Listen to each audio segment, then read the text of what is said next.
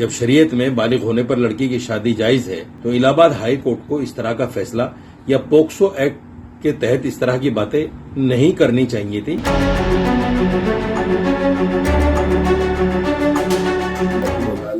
सुर्खियों में आने के लिए क्या तर्क लगाते हैं उनको पता है। लड़कियों की शादी में देरी ही देश में बढ़ती रेप की घटनाओं का सबसे बड़ा कारण है।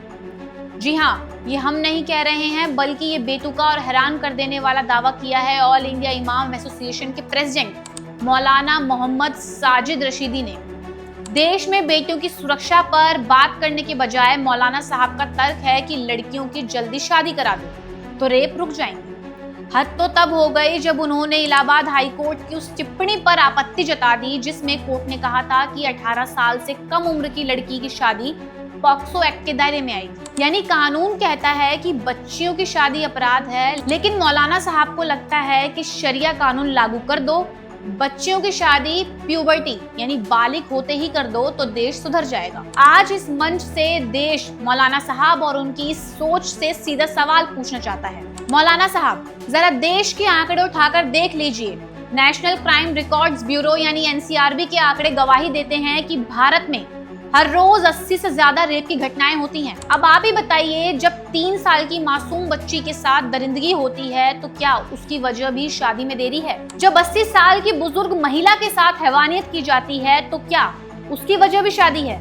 ये शादी की देरी नहीं है मौलाना साहब, ये वो घिनौनी और विकृत मानसिकता है जो इंसानों को हैवान बना रही है। रेप शादी ना होने की वजह से नहीं होते हैं, रेप तब होते हैं जब समाज में लोगों की सोच और नजरिया बीमार हो जाता है। जब इस बयान पर देश भर में भूचाल आया तब बीजेपी समेत तमाम राजनीतिक दलों और समाज ने थू-थू की तो मौलाना साहब तुरंत बैकफुट पर आ गए। अब वो सफाई दे रहे हैं कि उनके बयान को राजनीतिक रूप दिया जा रहा है। वो कह रहे थे कि मैंने 18 साल से कम उम्र में शादी की वकालत नहीं की, मैं तो सामाजिक सुधार की बातें कर रहा था। मतलब वाह मौलाना साहब वाह। पहले आप कहते हैं कि इस्लाम के मुताबिक लड़कियों की प्यूबर्टी हिट होते ही शादी कर देनी चाहिए। आप खुद झारखंड, असम, बिहार, त्रिपुरा, मध्य प्रदेश और राजस्थान का उदाहरण देकर कहते हैं कि वहां बाल विवाह आज भी हो रहे हैं। और जब कानून और संविधान का डंडा दिखता है तो आप कहते हैं कि आपके बयान को तोड़ मरोड़ के पेश किया गया है। ये दोगलापन नहीं तो और क्या है?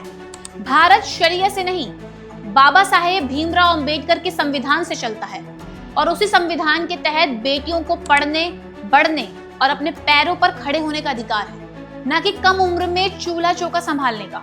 अब समझने वाली बात यह है कि आखिर कब तक इस देश में महिलाओं के खिलाफ होने वाले अपराधों के लिए खुद महिलाओं को उनके कपड़ों को या उनकी शादी की उम्र को जिम्मेदार ठहराया जाता रहेगा। जब तक हम अपराधियों की उस बीमार सोच पर प्रहार नहीं करेंगे जो किसी भी उम्र की महिला को सिर्फ एक वस्तु समझती है, तब तक समाज में सुधार नामुमकिन है। मर्ज दिमाग की सोच में है मौलाना साहब, इलाज बेटों की आजादी छीनने में या उनकी जल्दी शादी कराने में नहीं है।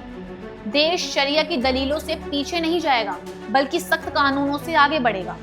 अगर रोकना है तो उन दरिंदों को रोकिए जो मासूमों को अपनी हवस का शिकार बनाते हैं। बेटियों के पंख मत काटिए। समाज को सुधारना है तो कानून का डर पैदा कीजिए। कम उम्र की शादी का बहाना मत दीजिए। सुधरना बेटियों को नहीं, इस बीमार मानसिकता को होगा।